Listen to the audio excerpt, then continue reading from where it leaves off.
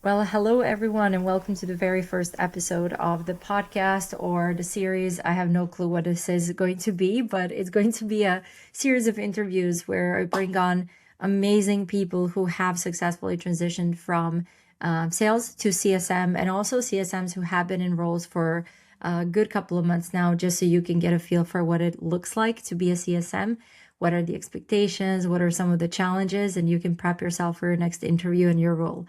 So in today's episode, I have Ryan. Ryan and I go, I would say a couple of years back now. I'm not even entirely sure when we Yeah, connected, a year and a but half, I it's been think. a Yeah, minute. yeah, Yeah. yeah. What was it through Undeniable Closer, I think? It was through that. Yeah. So hello everybody, and thank you, Elena, for having me here. Yes, it was through Undeniable Closure through JD, and I think we just connected via messages. But then Yelena was managed by a former CEO I was working for on a company, and then we just met a few times and been in chat ever since. Yeah. Yeah, incredible. And I think you were definitely one of the first CSMs that I connected with, and definitely the first person that I heard successfully transition from sales to CSM without prior experience. And that's why I wanted to kind of bring you on board here and just like have a 15-20 minute deep dive conversation, like super casual, like what your day looks like and what are the expectations. So, yeah, we can kick it off. If you want to give us, I'd say, a lot of people honestly are considering moving to CSM for various reasons. For me personally, it was the consistency of having like monthly, paycheck. And I know some people say it's a drug. And look, let's be honest, we all have bills to pay and families to feed. So for the two of us, Dushan is in sales as well. And when I was in sales, it was like super inconsistent. And that's when JD, if it wasn't for him, I probably wouldn't be doing CSM as I'm doing now. That's when I kind of turned into like looking into CSM roles because of the money, because of the consistency, and of course because I was over coaching on my sales sales calls as I usually do. So I'm curious to hear what was the reason why you started looking into CSM roles, and how did you start your journey like with exploring CSM opportunities? Great question. So for me, I think it was two elements. Number one, it was also the uh, steady income. And when I say steady income, I was doing, I say, fairly decent on my previous sales role.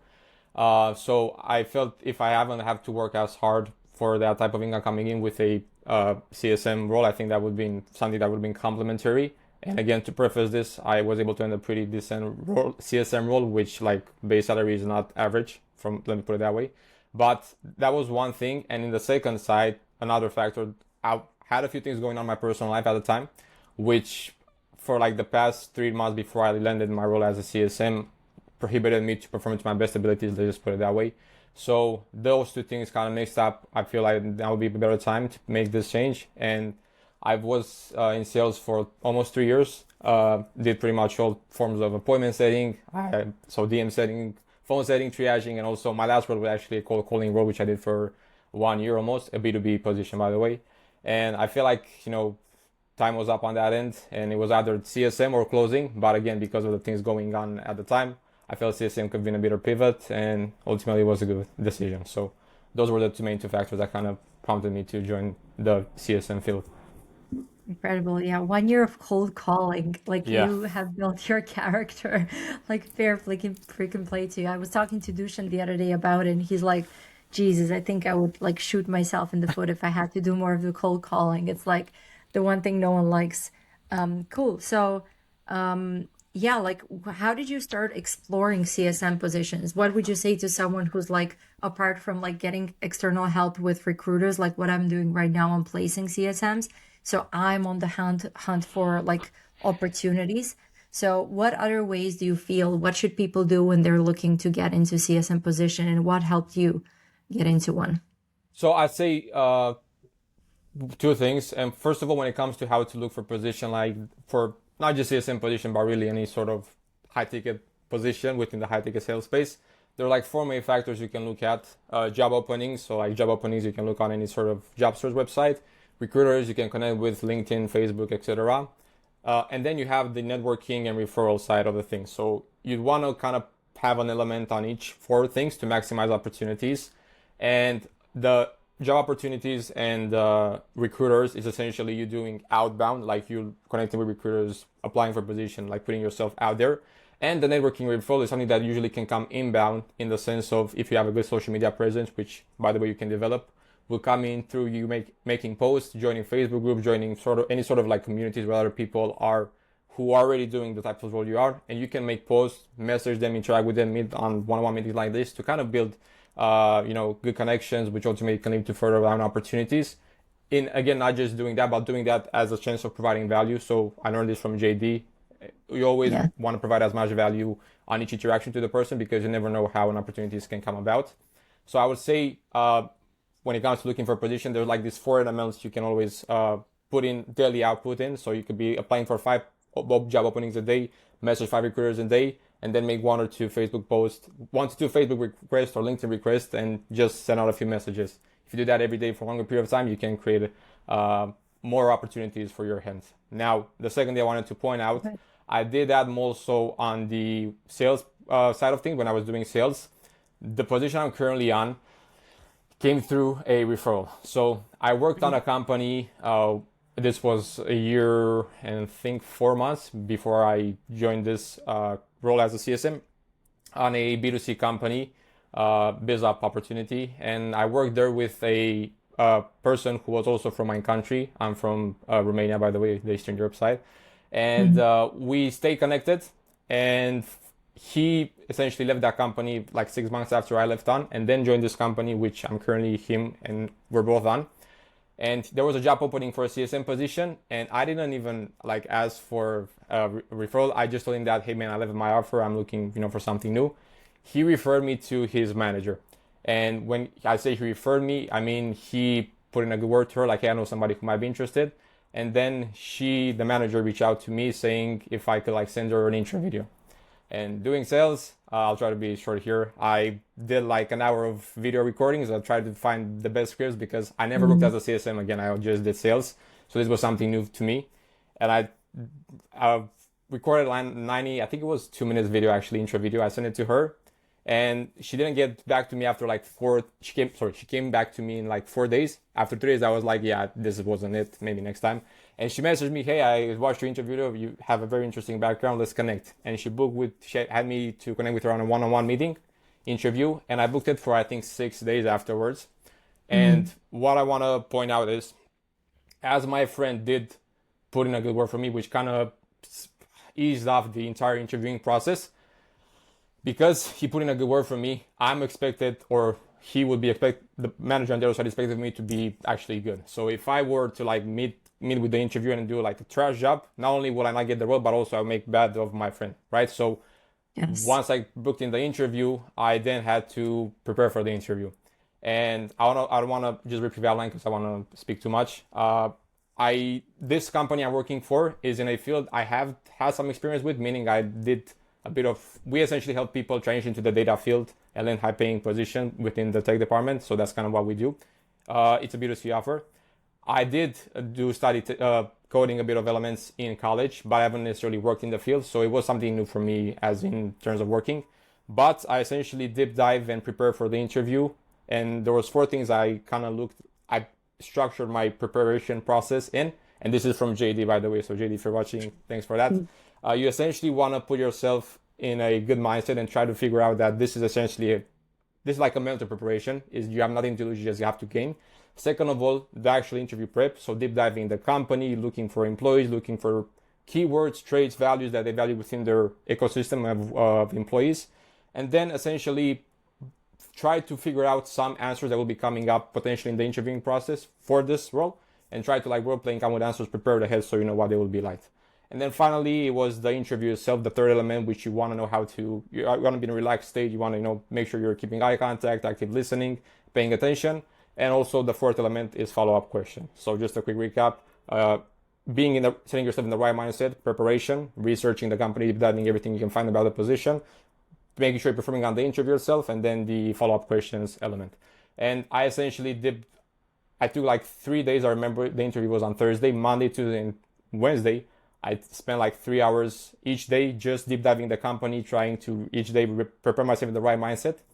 And then essentially, with all that information, I met with the manager, with the lady, which is currently my manager, on a one-on-one interview. And we had, I think, it was supposed to be a 30-minute conversation. We still like 50, I think it was.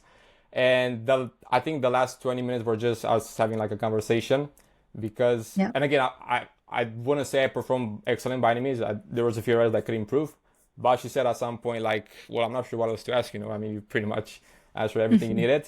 And we ended the interview in her telling me like, hey, I'm going to speak with our CEO and we're going to get back to you as soon as we can. And an hour later, I got a message, hey, when are you able to start? So that was it. Nice. And yeah, this happened, I think, in June or July last year. So almost 11 months, almost a year. So yeah, that's kind of how I got this role, and I went on a rant there. Sorry about that. But to answer your question, how you prepare, how you maximize opportunities is you want to do something for all these four elements: job application, recruiters, networking, and referrals. Uh, One more thing to follow up: through networks and referrals, Yelena, you know this better than me. Actually, you're gonna get the better. So the downer you're going on the scale, you're gonna have the better opportunities. So Yeah. those typical positions which are necessarily not posted are the ones which are usually prepared with higher comp, higher. Essentially, the best position you're gonna find through the latter two, right? Networking and referrals. And I would just say, encourage anybody watching this to maximize some output on all of those four things. And doing that multiply consistently over time, you should be able to get closer to getting a job offer. So that's kind of my This is take on cool. that. Yeah. Oh my God, this is amazing. I love this. And you touched on a couple important things that I would love to mention. So the first thing that stood out is like I want to just make sure everybody here is super clear. Like we left sales not because we hate sales, but we left sales because we wanted more consistency. And what I'm really adamant about is like I'm very against trashing something that was like, you know, it literally helped you survive and it was the best thing ever while you were making money. So it's like no matter what you do not talk negative stuff or trash something just because you're not doing it anymore, because you never know what's going to happen moving forward. As an example, I'm stepping back, like with the CEO position, I'm stepping back into sales as well and the CSM and like over, or like literally like taking care everything is taking care of all the departments. So like yes, of course, I'll be taking sales calls as well. So imagine if I actually wrote posts where I'm like trashing sales and I'm like, oh, this is the you should run away from this and this is like, the worst thing ever and it's a lie. And of course, there are coaches who are promoting sales being like the hottest shit ever, right? Yeah, Pardon my exactly. French. Yeah, So, just like being respectful to whatever you did before and whatever brought you money. If you did it with integrity, you have to be grateful for it. Okay. absolutely. The second thing you mentioned is the branding. Okay. So when I say branding, I mean the friend who recommended you. So he has his reputation in the space. And just by recommending you, it means that you're borrowing that reputation as well, which is something I'm trying to get through to my CSM group as well and my Skool group. It's like, hey guys, I want you to say, like, I want you to feel proud saying that you come from CSM Collective with Yelena. And likewise, I want to be proud knowing that I'm sending you for interviews. So just be Absolutely. super respectful, do the prep, like don't show up super casual. Like, I mean, for me, it's the basics, but sometimes people do need to be reminded of these things because for some people, they're just stepping into the remote work and it all feels surreal, right? I remember getting my first paycheck from Yeah, sales and I remember Dushan as well. We couldn't believe it was real money. yeah. Okay. I don't know if you remember that Oh yeah, I remember. I first remember it. like paycheck for us. The first ever commission, we were on the same offer and we made more money than what Dushan used to make working in retail. He worked in Little and he's like, Yelena, I don't think this is real money. And I'm like, I don't know, let's go and spend it. Let's see. Yeah, you exactly. know? So Exactly. yeah, just like sometimes it can be hard to really understand that you have a brand, like how you show up for calls, how you show up for interviews. And the most important thing that I've learned from working with Founder OS in the last 14 months is building your brand while you're with the company.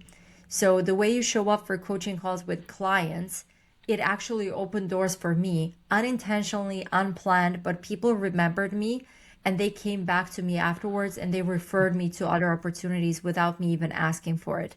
So CSM, not only it's going to bring consistency, but it's also going to open up so many doors and so many partnerships, collaborations, and you're going to get to know incredible people.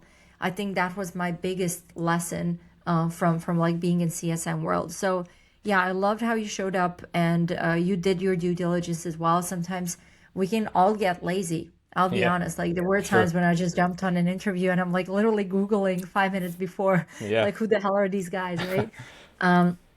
I think we're all guilty of doing that of here or course. there. But when you're committed and you're really, really up for the challenge, like you want to come prepared. And Absolutely.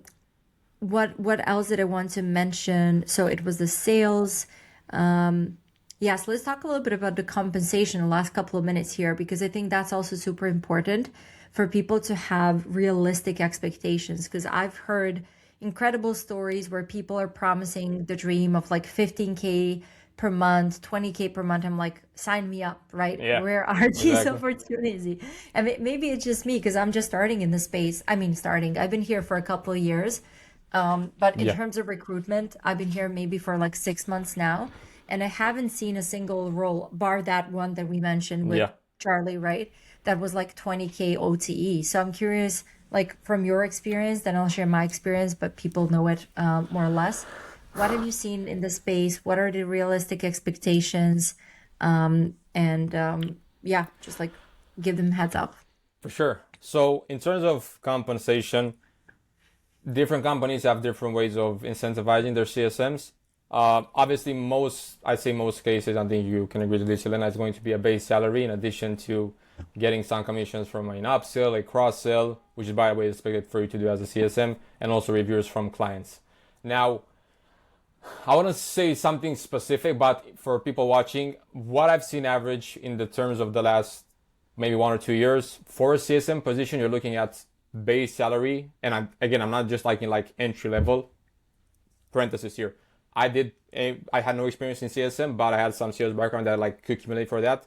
If you have like no sort of experience in whatsoever sales or marketing, etc., might be a bit harder to land some high-paying CSM position as a first. I'm not saying it's impossible, but that just might be the case.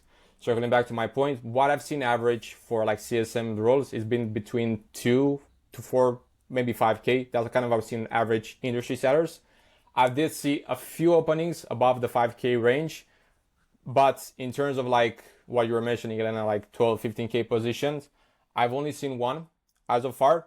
And I know from I'm not going to say the company, but I know from somebody who knows the CEO of the company that on the fulfillment side, it is absolute garbage. Like high churn rates, high a lot of refund being requested. This is actually a good point I want to bring up to something else. When you're vetting CSM position for anybody watching, you'd also want to ask questions based on the fulfillment side, meaning you want to ask a few things about the department itself. What is your churn rate? How many refunds you could usually get on a weekly or monthly basis? What is do you have like an onboarding process? If they don't, that's a red flag, by the way. And essentially some proof or ideas of how they structure their CSM team and CSM department. How many CSMs are on the team? Do you have no CSMs? Why is that? And not like to point figures at the company by any means, but I learned this also from JD, another friend of mine. When you're saying yes to an offer, you're saying no to other opportunities. So it's very important when you have an offer you're going to be working with to know exactly what you're in for it, right? And if they have reserves on answering those questions, if they don't want to answer, that's again a red flag because I've seen this happen on my end as well, and also with people asking. So just be mindful of that. You also want to know, you want to vet essentially the role you're going to be working for and also the company.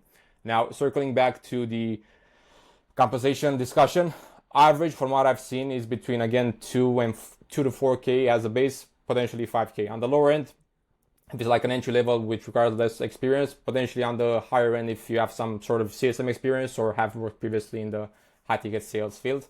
Now, again, you could be able to potentially negotiate a higher salary if you want to and you have the skills for that. I'm not saying that's impossible. That's kind of what I've seen the average being. And I want to add one more thing to that. I also know a friend of a friend who was currently working as a CSM with a company for I think almost 3 years now. And I know he gradually increased its base salary from I think it was 4.5K, 4.5K USD, all the way to like I think he's making 13K a month now, which is like very well as a CSM. But again, he progressed within the company. He obviously, you know this already, Elena, for people watching, 10 years in high ticket sales space is not something Yeah. very easily. So very easy to find. So companies churn, people lose their business, etc. It's just the way it is. But what I'm trying to get at is you could also go that route where you're going to be with a company for a longer period of time, performing, of course, and you can get an increase in your base salary itself. I, by the way, am having will potentially have a discussion in 1 or 2 months with my leadership about getting an increase in base as well. So once you're there to perform, you should be able to either get an increase. But circling back on like the position estimates, what I've seen is between 2 to 5K USD on average from entry level all the way up to more people with high experience. So that's kind of my take on that. Great. Yeah, I agree with you on that one. When I mean, I still am transitioning from Founder OS, and a year and a half ago, it was like the industry, double the industry standard. So 7.5K. I'm not entirely sure what are they hiring for right now, but I remember at the time I was like, whoa, this is insane, right? Because it's pretty high. So yeah, it really depends on like the industry as well. And sometimes I see you have to vet the offers. Like I truly believe that you can find good offers that are just starting out who are willing to invest in you. Absolutely. And that's why I kind of, I learned a lot in the past 14 months with, of course, with Matt. And I created like a bunch of SOPs for the team that I used myself that Yeah. they didn't have in place. But I actually repackaged it, and now I'm sharing that with my CSM clients actually for the one-to-one coaching. And I'm like, look, here's a like a starter pack. So if you join a company and they a little bit overpromised, they said that they have everything figured out, you join and you see there's like a bunch of SOPs missing. You have my SOPs, you have my templates, it's plug and play, right? And it's super simple, like systems, what you do, who does what, who owns it, templates, whatnot. So I think there's like, if you really like a company and you join and you see that there's like a lot of gaps, like don't sit and wait for them to close the gaps, because you can actually be the one and position yourself as a leader and contribute more and do more than what they ask you to do.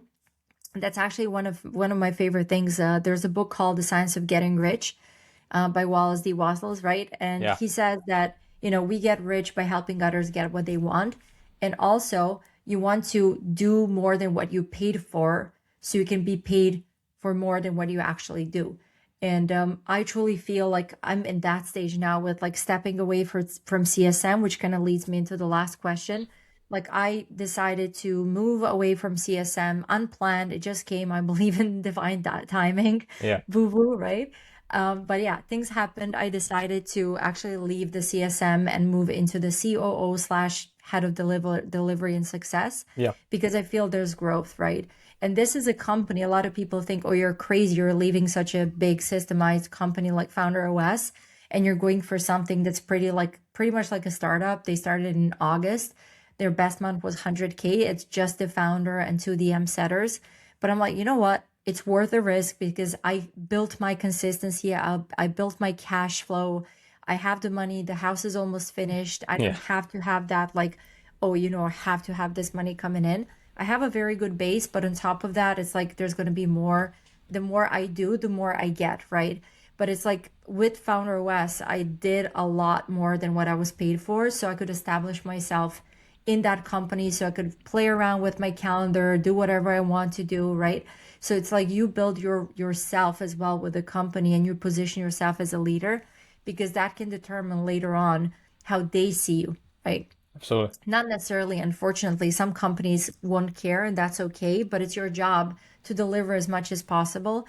Again, going back to that branding, people talk. So if you do a crappy job with a client, he's going to go and talk to another client, and then you're on LinkedIn trying to find a job. Yeah. And imagine like seeing other people like commenting on your stuff or not recommending you.